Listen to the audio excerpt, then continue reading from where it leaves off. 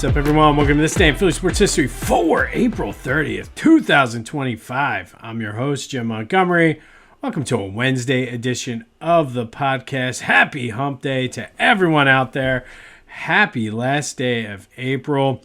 And before we get into it, want to just, as I thought and suspected yesterday, lots of feedback both ways on my little rant about the Eagles visiting the White House. And look, it was not a political rant. The whole event was an apolitical event. And if you're looking for your political news, this is not the place for you. And I did get ripped from people on both sides saying, how could you support this? How could you support that? And look, I didn't support anything. I supported the Philadelphia Eagles and the individual players making their own individual decisions. Again, the event had zero political overtones other than the fact that it was at the White House. It was supposed to be a celebration of the Super Bowl. And truthfully, I did get one person who reached out to me and said, what do you mean you don't follow politics? Listen, I know enough about politics, but this podcast is not the place for it. I do follow things. I have my own beliefs, my own opinions. But when it comes to this podcast, strictly apolitical. This is a Philly sports-based podcast. But, man, people were fired up. And, look, everybody's entitled to their opinion. Kudos to you for having an opinion. It just was one of those things. I didn't feel strongly one way or the other about players going, not going. And again, kudos. I mentioned it yesterday. Players should use their platform to initiate change. If that's what Jalen was doing, good for him. If that's what Saquon was doing, good for him. But at the end of the day, this was about the Super Bowl champion Eagles being honored, going to the White House. Cool experience. Nothing political. You'll never hear me say anything political other than sticking up for educators and education. But I think if you're against education, that's a whole different ball of wax for us. But thank you for listening and having those strong opinions. It did make me feel good to see the comments flowing in. So thank you for listening. All right, Phillies. Not really sure what to make of this game. I think this game may, up until this point, 1 month into the season, been the perfect microcosm for this season. Zach Wheeler was good. The defense was absolutely horrible. The fact that they've only got scored officially, I think, for 2 errors. Hometown cooking there, I say. But a wild 7-6 walk-off wild pitch win for the Phillies. And, I mean, if you were watching this, I'll be completely honest. I was watching, went to bed when they were up, 5-2, and thought, okay, they got this. Even the Phillies bullpen can't blow this one. Boy, was I wrong. But where to start? I guess let's start with the obvious. Trey Turner and Johan Rojas' defense. You almost expect it out of Trey, but his defense was just absolutely horrible. I don't know what the answer is. I don't know if it is moving him to left field, whether you swap him or Stott. But I think Stott is like a borderline Gold Glover at second. But, man, this dude, and I don't know if he's in his own head or what, but sometimes it looks like he has a noodle arm. Sometimes he just throws it as hard and as fast as he can, and it's wild. I don't know what he was thinking on the play where he went home and almost threw it past JT. I don't know if he thought he stepped on second base or what. Messed up again in the 8th. And when your bullpen is struggling, you can't allow things that to happen, because Ryan Kerkering is going to look like he blew the save or whatever. But the truth of the matter is he should have been out of that inning, but Trey let him down. Obviously, he made up for it. Rojas, I don't know. Maybe he's too much in his head thinking he's Willie Mays Hayes and able to do crazy things, but he made up for it at the plate with the sac fly and the home run. So I guess you could say they got lucky that it was the Nationals and that was a wash. I question Rob Thompson not keeping Matt Strahm in at least to start the 8th inning and bringing Kerkering in. Jose Alvarado loves to live dangerously. Looked about as bad as you could be for the first 3 batters of that inning, and then was just lights out. Gave me Mitch Williams vibes, where he doesn't seem to be able to turn it on unless there's a little bit of pressure. But he looked excellent the last 3 strikeouts that he had. But leading up to that, loading the bases, I don't know. Bryce, who knows what's going on with him? Had to lay down a bunt to get a hit yesterday. Don't think it's a bad thing. I would like to see more of the hitters do that, especially if they're going to play that far back. But just a wild game. I mean, Bohm should have been thrown out on the game tying run. Was absolutely gunned. Better. I don't know whether it was the throw, the catch, whatever. So got lucky there. But, I mean, I guess you could say, as Andy Reid always used to say, anytime you win in the National Football League, I guess in this case, anytime you win in Major League Baseball, it's a good thing. They're back at it today. Christopher Sanchez will not miss a start. He'll be back on the mound tonight. But, man, what a wild one down at Citizens Bank Park. Like I said, luckily it was the Nationals, and their bullpen is actually worse than ours. So you'll take it. A win is a win, especially in April. I always say you can't lose the division or win the division in April, but you certainly can lose it. So the Phillies keeping pace as everybody in the NL East is starting to get more bunched up. I do see that spreading out more, but I don't know. I saw an interesting article from John Foley from On Pattison, and it crunched some numbers. And thankfully for the Nationals, the Phillies have been successful over the past few years. Since 2020, if you take away flip the games they've played with the Nationals, they've, I think, won 70% ever since the Nationals said we own the Phillies or whatever it is they said. The Phillies would be under 500 if they flipped those games against the Nationals. So thank God for the Nationals and their team. But again, they're back at it tonight. It's Christopher Sanchez on the mound for the Phils. I don't know. I'm almost glad I fell asleep and did not see the end, because it would have definitely kept me up with a lot of heartburn and heart palpitations. But it does lead to the question of the day. We are 1 month, almost, or a little more than 1 month, but as we're closing out April today, are we overreacting to this team, good or bad? I think we've gone from, oh my goodness, they're back when they beat the Dodgers, to this team is terrible. Are we overreacting 1 month? 267-495-8531. That's the Back to the Future voice and text line. Get that. Anything else Philly sports related off your chest? Personally, I think we are a little bit. I think we still have the post-Super Bowl glow of the Eagles that we're sort of expecting our teams to just be dominant. And don't get it twisted. That's exactly what the Eagles were last year. They were a dominant team. But I think we're expecting the Phillies to be that way. And baseball is a marathon, not a sprint. It is April. There's been way more bad, I think, through the first month of the season, or month and 3 days if you want to count the couple games there in March. But there have been some good things. It does seem as though they're more disciplined at the plate. Power numbers are down. They're leaving runners on base and runners in scoring position. Starting pitching, for the most part, has been pretty solid. Bullpen, other than maybe Strahm and Alvarado, has been brutal. The manager's made some questionable decisions. I think a lot of these guys are pressing. Hopefully, I always go back to what Charlie used to say. Once the weather heats up, it's going to be hitting season. Hopefully, once hitting season starts, this team will turn it around. But I think we're overreacting. But what do you think? Are we overreacting to this team 1 month into the season? They're above 500. Certainly could be well below 500. I think if they played a little bit better in some of these games, it could be a lot more over 500. So I think there's still a lot of season left to be played. But what are your thoughts? Are we overreacting to this team? Let me know what you think on there. All right. Let's do some quick housekeeping as we always do. Be sure to follow me on social media, Jimbo_Mott on Twitter and TikTok.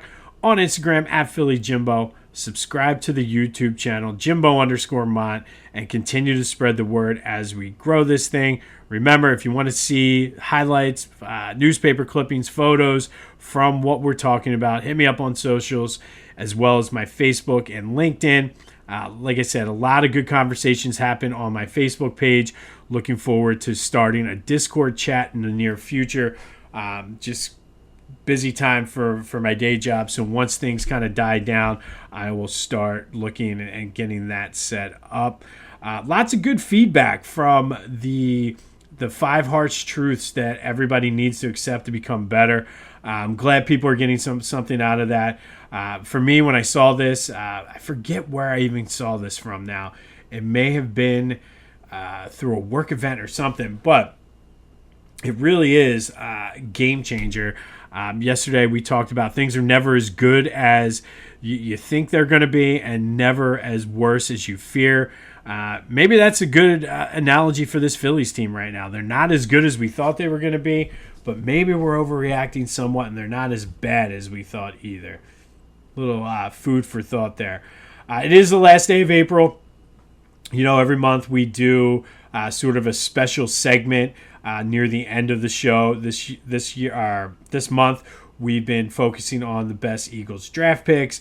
We also, what did we even do at the beginning of the month? Now, I can't even remember. But we're finishing up the Eagles draft pick spotlight this. Sorry about that. Things are popping up on my computer. Pandemonium here in the home studio as I'm trying to figure out what we did the first part of April. But we're finishing up the Eagles draft picks. Oh, we did the Walter French spotlight and then the missing rings piece. So we did a little bit of a potpourri this month.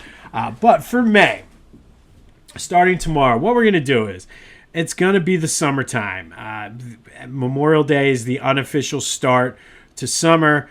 The end of the month is Memorial Day. The pool's open. People start going to the beach. And what goes better at the beach or the pool or even in your backyard? You go to the mountains, wherever you like to spend your summer, music. So we're going to create a Philly sports summer playlist for you. Every day I'll give you a new song to add to the playlist. Have a little bit of fun. All of these songs are Philly sports related.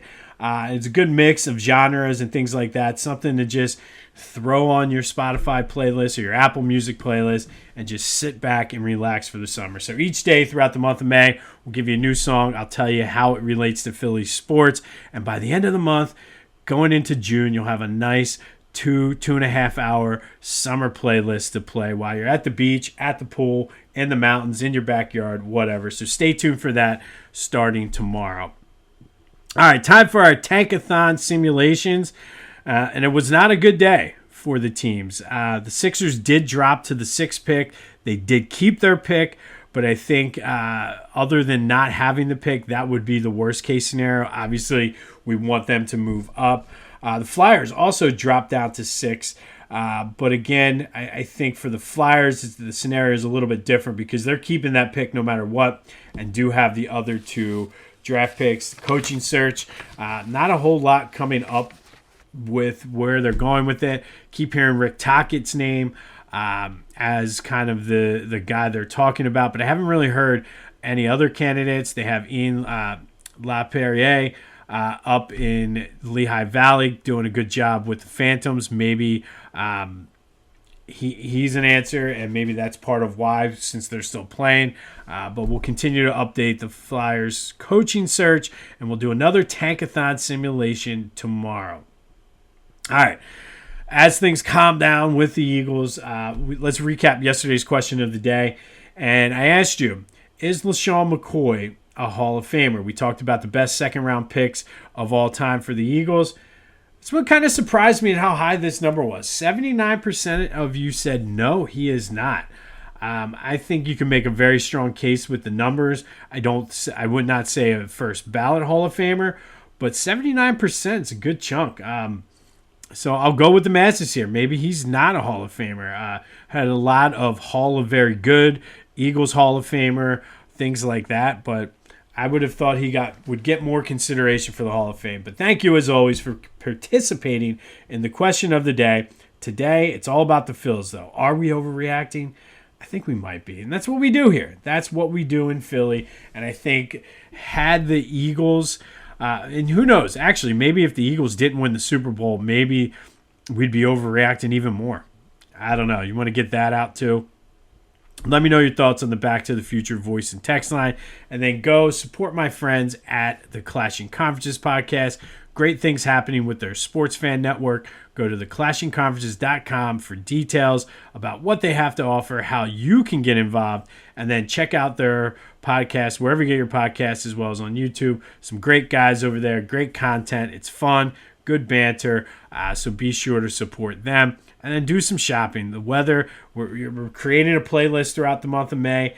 Get some gear for the summer. Shirts, shoes, whatever you need, they got you covered. I told you about the partnership with Jordan Spector and Spector Art. Check out some of the artwork. Get the rocks glasses. Whatever you got to do, go to Philly Goat. And again, I keep telling you this, but check out everything they have on their sites, because as they add new stuff, some things get pushed to the bottom, and everything they have is great. So go to Philly Goat. Be sure to use the promo code Jim Montgomery when you check out to take 10% off of your order. That's phillygoat.com. Promo code Jim Montgomery to take 10% off of your order. All right, so April 30th was a very interesting and unique day in Phillies history, I should say. So we got a little bit of a triple header today, little quick hitters here. And first, we're going to go all the way back to 1887. And on this day in 1887, the Phillies beat the New York Giants 15-9 in the first ever game at the Baker Bowl. The Baker Bowl was located on 15th and Broad, in between 15th and Broad, just south of Lehigh. Lots of great things over the years there. It was host to the Negro World Series. Babe Ruth played his last ever game there. Excuse me. The Phillies called it home until 1938. Kind of was one of those stadiums that just became dilapidated. They ended up moving into Shibe Park with the A's. And then the Eagles played there from 1933 to 1935. It was the Eagles' first home. But on this day, in 1887, the first game ever played at the Baker Bowl. There is a historical marker there. And I believe, if memory serves me correct, the spot where the Baker Bowl was is now a car wash. So they're on North Broad between 15th and Broad Street, just south of Lehigh. Baker Bowl opened on this day in 1887. Fast forward to 1961, and the Phillies overcame a 6-0 deficit to beat the Cardinals 11-7 in 10 innings. In the top of the eighth, they were down 6-0. Manager Gene Mock said, you know what? The starters aren't doing it. Let me see who can pinch hit. He used 5 pinch hitters in that inning, a team record, to score 7 runs and help the Phillies overcome that 6-0 deficit to beat the Cardinals. But 5 pinch hitters in an inning to overcome the deficit. Hey, if the starters aren't doing it, maybe we need some of that from Rob Thompson. And then we're going to fast forward all the way to 2021. Phillies beat the Mets 2-1 while only getting 3 hits. Both of their runs were scored on a strikeout. Chase Anderson, who was pitching that day, struck out. The ball got away from the catcher. Brad Miller and Andrew Knapp both scored, giving the Phillies a 2-0 lead. They would hold on to win 2-1 while only getting 3 hits, while both runs were scored on a strikeout. So an interesting day in Phillies history. The Baker Bowl opened in 1897. Phillies beat the Cardinals in 1961. Gene Mock used 5 pinch hitters in the top of the 8th inning to help overcome that deficit. And then in 2021, Phillies beat the Mets without even having an RBI. Both runs scored on a dropped third strike. You got all that? Good. All right, and then finally, let's end out our Eagles draft picks, best picks by round, I should say. Go with the first round, and the first round for the Eagles in their history has been a mixed bag. we've done it before on this podcast where we talk about the worst first round picks, but in an effort to try to practice what I preach and flip it over to New Philly, we've been doing the best draft picks by round for the month of April. And the first round, like I said, as much as there was a lot of misses, the Eagles have had a lot of hits. Just from this past season team, the Super Bowl 59 champions, you had Quinyon Mitchell in 2024, Jalen Carter in 23, Nolan Smith in 23 as well, Jordan Davis in 22, Devontae Smith in 21, all Super Bowl champions on this year's team. We talked about Carson Wentz the other day going first in the first round, number 2 overall in 2016. Lane Johnson, Eagles two-time champion, Super Bowl 52 and 59, was a first-round pick in 2013. Fletcher Cox in 2012. Brandon Graham in 2010. And then go all the way back to 2002. Lito Shepherd was the first-round pick. I remember, very controversial. The Eagles took 3 straight defensive backs when they had Bobby Taylor, Troy Vincent, Brian Dawkins, and I think it was Al Harris was the other safety on that team. Trey Thomas back in 1998. Keith Jackson, tight end, out of Oklahoma in 1988. Everybody's favorite color commentary on the Eagles radio broadcast, Mike Quick, was also one hell of a receiver. He was drafted in the first round in 1982. A couple of Super Bowl 15 teammates, Jerry Robinson, who happened to be the last linebacker the Eagles took in the first round before this year, back in 1979, and Jerry Sizemore in 1973. Both of them played in Super Bowl 15. And then Hall of Famer Bob Brown started out with the Eagles. He was a first-round pick of the Eagles in 1964. All right, so the guys I'm going to spotlight today, I included 4 because I couldn't figure out which one of these guys to leave off the list. I've been doing 3, but hey, we'll do 4 because I think one of the rounds we did 2, so kind of will even out somewhat. And as we've been doing, I'll do it in order of which they were drafted. First, back in 1944, the Eagles selected Steve Van Buren, a running back, number 5 overall. All he did was become a 2-time NFL champion, 7-time All-Pro, led the league in rushing 4 times, rushing touchdowns 4 times. He's on the 1940s NFL All-Decade team. He's on the NFL's All 75th and 100th anniversary teams.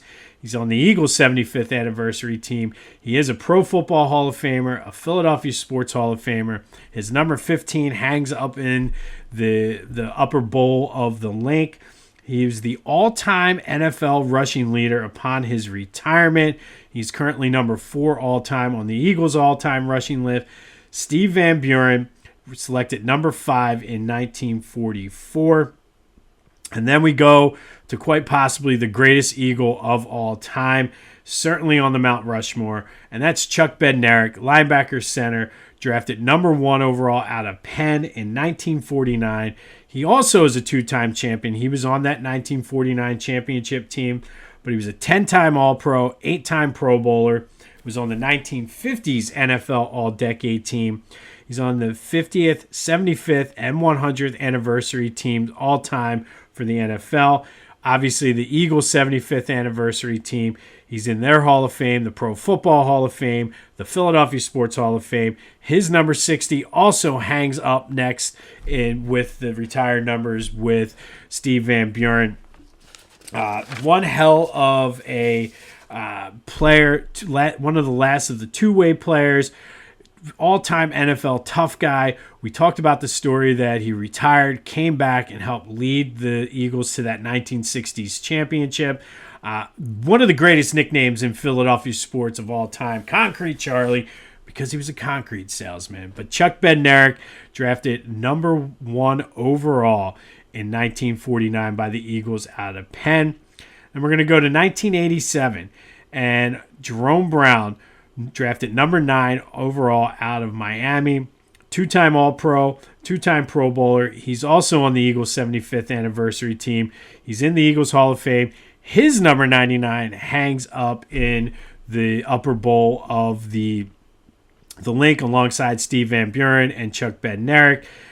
Unfortunately for him, a tragic ending to his life when he died in that car crash in the 1992 91 off season. But his career trajectory, he was on his way to being one of the all-time greats. Just a sad ending. He was just an outstanding player. Career cut way too short. Was well on his way to becoming a Hall of Famer. So Jerome Brown, number 9 overall in 1987. And then finally, one of my all-time favorite Eagles, Donovan McNabb, drafted number 2 overall out of Syracuse in 1999. 6-time Pro Bowler.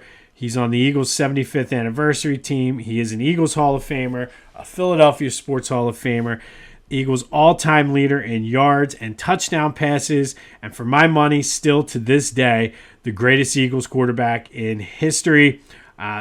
Will be overtaken by Jalen Hurts, possibly within the next year or two. But for now, I would still put Donovan as number 1. Led them to 5 NFC championship games, 1 Super Bowl appearance. But of course, it was just a career of unfulfilled expectations as he kind of let his ego get in the way.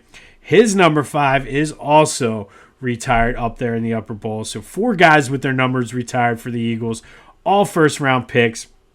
You can make the argument that Donovan also belongs on the Mount Rushmore of Eagles. Steve Van Buren, you can make the argument. It's something I'm thinking about doing. Everybody else does it, so why don't I do a Mount Rushmore this summer? So stay tuned for that. But all-time Eagles first-round draft picks, Steve Van Buren, Chuck Bednarik, Jerome Brown, and Donovan McNabb. All 4 of them have their numbers retired. That's why I chose them. You could make the case for Lane. Lane will definitely have his number up there at some point. Who knows with some of the younger guys like Quinyon, Jalen, Devontae. BG probably won't get his number up there. Neither will Fletch. But some great first-round picks. And we always talk about, like I said, the misses that the Eagles have had in the first round. But they've had quite a few hits. So that concludes our best Eagles draft picks by round. Hopefully you enjoyed it. Going back through April, we had our sit down with Lenny Wagner talking about Walter French. Then we did some missing rings, guys who should have won championships in Philly, or at least we wish we did, and ended it with the draft pick spotlight. But it's all about the music. We're going to get the summer vibe starting tomorrow. It's going to be May, so let's get that summertime Philly sports-related playlist going. So by the end of the month, you can sit on the beach and just chill.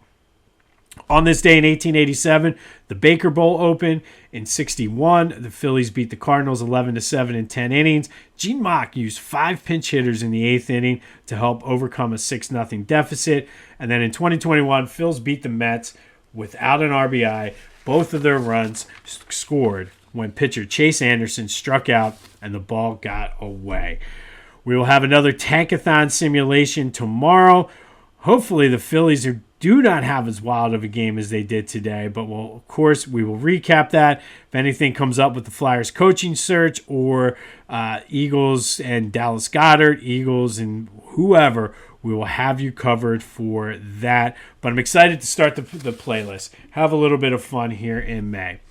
This has been This Day in Philly Sports History for April 30th, 2025. My name's Jim Montgomery. Go have yourselves a Wednesday, and until next time, I'll see you when I see you.